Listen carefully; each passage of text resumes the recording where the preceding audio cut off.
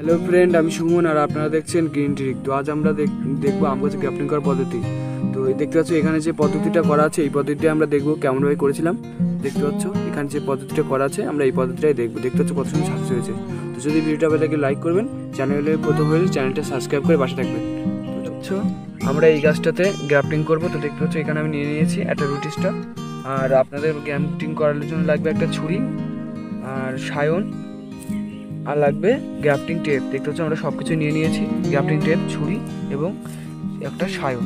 তো এই পদ্ধতিতে গ্রাফটিং করার জন্য আপনাদেরকে সাইনটিকে হিসেব করে কাটতে হবে। এইভাবে ধরতে হবে, ধরে এইভাবে কাটতে হবে। দেখতে হচ্ছে কেটে গেল। এবার আমরা এই পাশে ধরবো, এই পাশটা এইভাবে একইভাবে কেটে দেবো। এখানে দেখতে হচ্ছে আমাদের কিন্তু সাইনটা কাটা কমপ্লিট হয়ে গেছে, ঠিক আছে। তো এবার আমরা এটাকে গ্রাফটিং করবো। এর মাপে আমরা আগে মাপ দিয়ে নেবো কতটা কাটতে হবে। এখানে মাপ দিয়ে নিলাম, মাপ দিয়ে নিয়ে আমরা এতটা ক্যাম্বিয়াম লেয়ার, শুধু ক্যাম্বিয়াম লেয়ার নেবে, নিয়ে যাবে কেটে দেবে।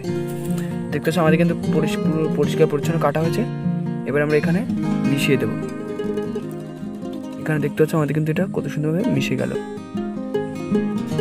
এখানে এই পাশটাই বেশি মিলছে, যে পাশটা বেশি মিলবে সেই পাশটা তোমরা মেলাবে। দেখতে পাচ্ছ আমাদের এটা কত সুন্দরভাবে এখানে মিশে গেছে। এখানে দেখতে পাচ্ছ তোমাদের যদি সায়নটা চেকোনো হয়, রুটি স্টকটা যদি মোটা হয়, তাহলে তোমরা এই জায়গাটায় সায়নের এই স্কিনকে, সায়নের যে সবুজ স্কিন বা ক্যাম্বিয়ার লেয়ার, ওই ক্যাম্বিয়ার লেয়ারের সঙ্গে আর এই রুটি স্টকের ক্যাম্বিয়ার লেয়ারের সাথে একসাথে মিলিয়ে দেবে, বা রুটি স্টকের ছালের সঙ্গে সায়নের ছালকে এক সাইড মিলিয়ে দেবে। তোমাদের দুই সাইড মেলানোর কোনো প্রয়োজন নেই, এক সাইড তোমরা ছালে ছাল মিশিয়ে দেবে। এখানে দেখতে পাচ্ছ আমাদের এটা কত সুন্দরভাবে মিশে গেছে।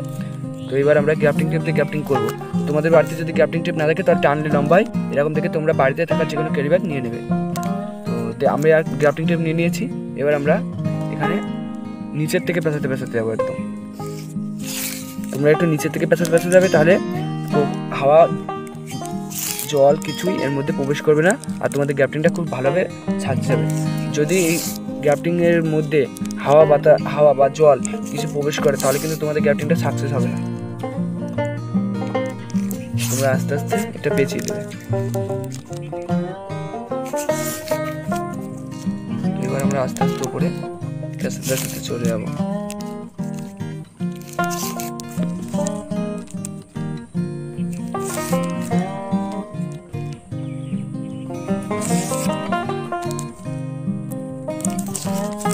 দেখতে পাচ্ছ আস্তে আস্তে কিন্তু পেঁচাতে চলে এসেছি।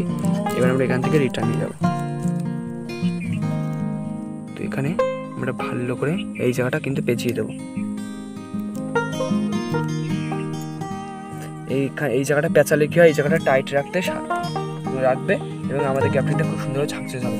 এখানেও দেখতে পাচ্ছ, এখানে আমরা যে গ্রাফটিংটা করেছিলাম, এই পদ্ধতিতে আমরা গ্রাফটিং করেছি। দেখতে পাচ্ছ এখানেও পেঁচানো ছিল, আর এই জায়গাটা টাইট করে ধরেছিল, আর এটা দেখতে পাচ্ছ এখনো টাইটের দাগ রয়েছে। তো আমাদের গ্রাফটিংটা কত সুন্দরভাবে সাকসেস হয়েছে। তো এই পদ্ধতিতে আমরা এটা গ্রাফটিং করেছি, আর আমাদের গ্রাফটিংটা খুব সুন্দরভাবে সাকসেস হবে। তো যদি ভিডিওটা ভালো লাইক করবেন, চ্যানেলটা সাবস্ক্রাইব করে পাশে থাকবেন। তো পুরো ভিডিওটা দেখার জন্য আপনাদেরকে অনেক